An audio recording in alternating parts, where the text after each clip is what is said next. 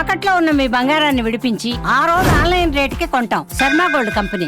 నమస్కారం, సుమన్ టీవీకి స్వాగతం. నేను మానస. ఈరోజు మనతో పాటు ఉన్నారు ప్రముఖ జ్యోతిష్య నిపుణులు, ఎనర్జీ వాస్తు స్పెషలిస్ట్, శ్రీ విద్య ఉపాసకులు శ్రీమతి జయప్రద గారు. వారితో మాట్లాడతాం. అమ్మ నమస్కారం. అమ్మ నమస్తే అమ్మ. శ్రీమాత్రే నమః. అమ్మ, ఈ శ్రావణ మాసంలో చక్కగా అమ్మవారిని పూజించుకుంటూ ఉంటారు. మరి లక్ష్మీదేవి కటాక్షం కలగాలంటే ఈ మాసంలో ఏ విధంగా మహిళలు పూజించుకోవాలి అంటారు? అలాగే ఆర్థిక సమస్యలు తొలగిపోవాలంటే ఈ మాసంలో ఏ విధమైన పూజా కార్యక్రమాలు చేయొచ్చో తెలియజేయండి. తప్పకుండానన్నా. లక్ష్మీ కటాక్షం ఎవరికైనా కావాల్సింది. అవును. లక్ష్మీ కటాక్షం అంటే ఒక ఐశ్వర్యమే కాదు, విద్య ప్రజ్ఞ అన్నీ కలిగింది లక్ష్మీ కటాక్షం. అంటే ఏ సమయాన్ని మనం ఏది చేయాలి, ఏ సమయానికి మనం చేస్తే బాగుంటుంది అనుకోవడమే లక్ష్మీ కటాక్షం. ఆ ఇంట్లో నిత్యము దీపారాధన చేసి వెళ్ళడం అనేది ఒక లక్ష్మీ కటాక్షం. ఎంత బిజీ అయినా ఉండండి, ఎంత పరిగెట్టున ఆఫీస్కి వెళ్ళండి, కానీ ఆ ఇంటి ఇళ్ళలో ఒక దీపం పెట్టేసి వెళ్దాం అనుకుంది కదా, అది లక్ష్మీ కటాక్షం వాడికి ఉంది. అంటే నేను ఒక దీపం వెలిగించేసి అమ్మవారి జస్ట్ అలా దీపం పెట్టి కాస్త దండం పెట్టుకొని వెళ్దాము, ఆ దీపం పెట్టుకొని వెళ్ళలేను అని చెప్పేసి అనుకుని మనసుకి అది గట్టిగా సంకల్పించుకొని ఆ దీపం పెట్టే వెళ్తుంది, పరిగెడుతుంది చూడండి, అది లక్ష్మీ కటాక్షం ఉంటేనే జరుగుతుంది. కొంతమంది సాయంకాలం వచ్చాక స్నానం ఆచరించి కూర్చొని లలిత సహస్రనామం చదువుతుంటారు. పొద్దున్న చదవలేకపోయినా సాయంత్రం చదువుతాను, అది లక్ష్మీ కటాక్షం ఉంటుంది. సో లక్ష్మీ కటాక్షం అనేది ఉంటేనే ఇలాంటి ఆలోచనలు కలుగుతాయి మనకి. ఆ కటాక్షమే లేకపోతే ఏవి చేయరు. ఇంట్లో ఖాళీగా ఉన్నా కూడా 11కి 12కి పనమ్మాయితో అంతా శుభ్రం చేయించుకొని వీళ్ళు అలా కూర్చొని టీవీయో ఏదో కాసేపు ఎవరితో ఫోన్లో మాట్లాడుతుంటారు. ఏ శుక్రవారమో ఏ గురువారమో పెడతాం దీపం, కానీ రోజు పెట్టమని చెప్తారు. కానీ ప్రతినిత్యము దీపారాధన చేస్తున్నారు అంటే ఆ ఇంట్లో సుభిక్షంగా ఉంది అని అర్థం, లక్ష్మీ కటాక్షం. అయితే ఆర్థిక పరిస్థితులు అనేది ఏంటంటే ఇవాళ రోజున ఉండే కాలగమనంలో మనకి ఖర్చులు విపరీతంగా ఉన్నాయి కనుక ఎంత వచ్చినా సరిపోదు. ఏంటి తర్వాత ఎంత ఉన్నా తృప్తి లేదు మనకి. సో తృప్తిని మనం తెచ్చుకోవాలి. ఇంత జాగ్రత్తగా ఉండగలము అనుకుంటే ఆ తృప్తి వస్తుంది. ఆ తృప్తి కలగాలి అంటే కూడా అమ్మవారి అనుగ్రహం ఉండాలి. ఇది సరిపోతుంది, ఇది ఇంత సరిపెట్టుకుందాం అనుకుంటే అది తృప్తి అమ్మవారి అనుగ్రహం ఉంటేనే అది జరుగుతుంది. అది జరగకుండా తాపత్రయపడుతూ ఉంటాం. ఈ పడ్డము, ఎక్కువగా టెన్షన్లు పడ్డము, ఆవేశంగా ఎదుటి వాళ్ళతో మాట్లాడడము, ఇంట్లో భార్యాభర్తల మధ్య వాదన ఉండడము, ఇలాంటివి లేకుండా ఉంటే కూడా లక్ష్మీ కటాక్షం కలుగుతుంది. ఇలా వాదించుకుంటూ ఉంటే కానీ లక్ష్మీ కటాక్షం కలగదు. ఒకరు ఉన్నా సరే కరిగిపోతుంది, ఎంత ఐశ్వర్యం ఉన్నా కరిగిపోతుంది అంటారు. అందుకని ప్రశాంతమైన జీవితం గడపాలి అంటే ఇంట్లో నిత్య దీపారాధన ఉండాలి. సో నిత్యం దీపారాధన చేసేటప్పుడు లక్ష్మీ అనుగ్రహమే కావాలి అనుకుంటే ఆవు నెయ్యితో దీపారాధన చేయాలి. నువ్వు నూనెతో కాకుండా ఆవు నెయ్యితోటి ఒత్తులు తెచ్చుకుంటున్న బయట నుంచి అలా కాకుండా శుభ్రంగా స్నానం ఆచరించి ఎవరిని తాకకుండా ఒక కాటన్ తెచ్చుకోవాలి. అంటే పూజా స్టోర్లో పత్తి మంట ఇస్తారు విడిగా, గింజలు లేని పత్తి, అది తెచ్చుకొని ఇంట్లో కూర్చొని శుక్రవారం రోజున శుభ్రంగా పసుపు బట్ట కట్టుకొని చేతికి పసుపు రాసుకొని ఆ పత్తిని ఒత్తుల్లా చేసుకోవాలి.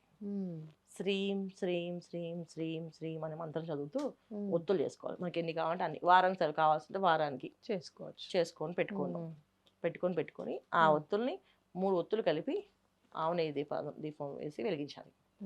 కుందులో పెట్టి చక్కగా ఆ కింద ప్లేట్లో కాస్త పసుపు కుంకుమ వేసి ఈ దీపం కుందు పెట్టాలి. పెట్టి దాంట్లో నెయ్యి వేసి వెలిగించిన తర్వాత మళ్ళీ గంధము కుంకుమ పెట్టి మళ్ళీ 2 పుష్పాలు పెట్టి అండి శ్రీం శ్రీయాయ నమః అనే మంత్రం అమ్మవారు చదువుతూ మళ్ళీ 2 చుక్కలు నెయ్యి బొట్లు ఆ దీపంలో వేయాలి. ఇలా చేస్తే క్రమం తప్పకుండా చేస్తూ ఉంటే లక్ష్మీ కటాక్షం కలుగుతుంది. ప్రతినిత్యము ప్రతిరోజు పొద్దున్న మధ్యాహ్నం సాయంకాలం 3 వేళలో లక్ష్మీ అష్టకాన్ని చదవడం. 3 వేళలో చాలా సింపుల్ అమ్మా. ఎంత 2 నిమిషాలు పడుతుంది ఆ లక్ష్మీ అష్టకం. రాని వాళ్ళకి 5 నిమిషాలు, వచ్చిందంటే 2 నిమిషాలు చదివేస్తారు. అంటే ఏమో మరి భోజనం చేసిన మధ్యాహ్నం అంటే 3 కాలాల్లో అంటే మధ్యాహ్నం మళ్ళీ భోజనం చేస్తాం కదా, ఆ తర్వాత చదువుకోవచ్చా? ఇక్కడ సుహాసినికి ఉపవాసం లేదు అసలు. సుహాసిని అంటేనే ఆవిడకి నియమాలు కొన్ని ఉంటాయి. సుహాసినికి ఏంటంటే పశువాసం స్నానం చేస్తే ఆవిడ ఆ రోజంతా పవిత్రంగా ఉన్నట్టే. ఇక భోజనం చేసిందంటే అదేం కాదు అండి. చాలా మంది తెలియక శుక్రవారాలు ఉపవాసాలు ఉంటారు.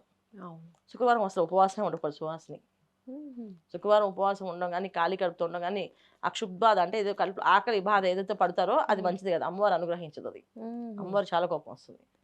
అందుకే ఇంత పండు ఫలమో తినేయాలి. అందుకే ఉపవాసాలు అంటే పళ్ళో ఫలమో తినమని చెప్తారు. అంతేగాని ఆహారం తీసుకోవద్దు, అన్నం అవి తినకుండా లేదా పళ్ళు ఫలం తినని చెప్తారు. సో సువాసినీలకి దోషం లేదు. పొద్దున్న చక్కగా దీపాలు చేసి లక్ష్మీ అష్టకం చదువుకుంటాం. మధ్యాహ్నం కాస్త 11, 11:30కి ఆ టైంలో కాస్త మళ్ళీ లక్ష్మీ అష్టకం చదువుకోవడం. మనం ఆఫీస్లో ఉన్నా పర్లేదు, జస్ట్ తీసుకొని ఒక 2 నిమిషాలు చదువుకొని మనసు అక్కడ అమ్మవారి దగ్గరికి వెళ్తుంది. కళ్ళు మూసుకుంటే అమ్మవారి దగ్గరికి మనం చేస్తాం. కళ్ళు మూసుకుంటే మనసు వెళ్ళిపోతుంది కదా, అవును. అన్నిటికన్నా వేగంగా వెళ్ళేది మనసే.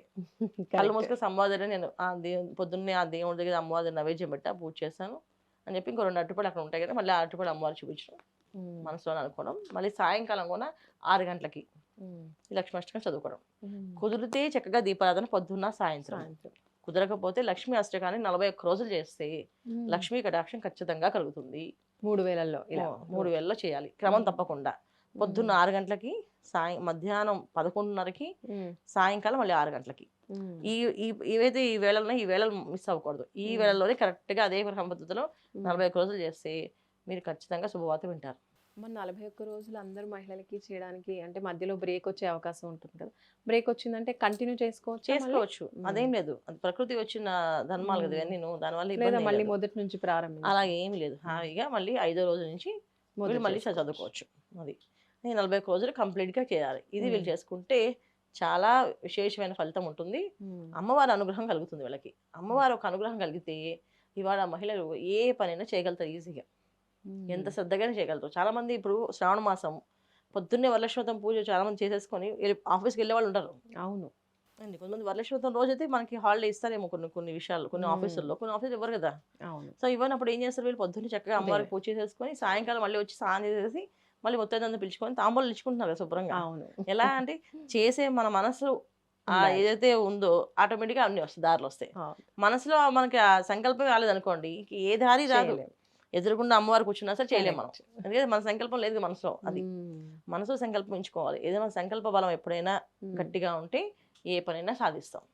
అందులో స్త్రీ ఎలా చేసినా అది అనుగ్రహం అనేది లభ్యమవుతుంది వీళ్ళకి. రైట్ అమ్మా. అంటే నిత్యం ప్రతి ఒక్కరికి ఉండేటువంటి అనుమానం ఇది, నా అనుమానానికి కూడా క్లారిఫికేషన్ ఇచ్చారు. అలాగే లక్ష్మీ కటాక్షం కలగాలంటే ఈ శ్రావణ మాసంలో ఏం చేయొచ్చు అనేది తెలియజేశారు. మీరు అన్నట్టుగా 41 రోజులు ఈ శ్రావణ మాసం నుంచి మొదలు పెడితే ఇంకా చాలా బాగుంటుంది. భాద్రపద మాసం వరకు వెళ్తుంది చక్కగా. రైట్ అమ్మా, ధన్యవాదాలు. నమస్కారం. నమస్తే అమ్మా, శ్రీమాత్రే నమః. చూస్తూనే ఉండండి సుమన్ టీవీ. నమస్కారం.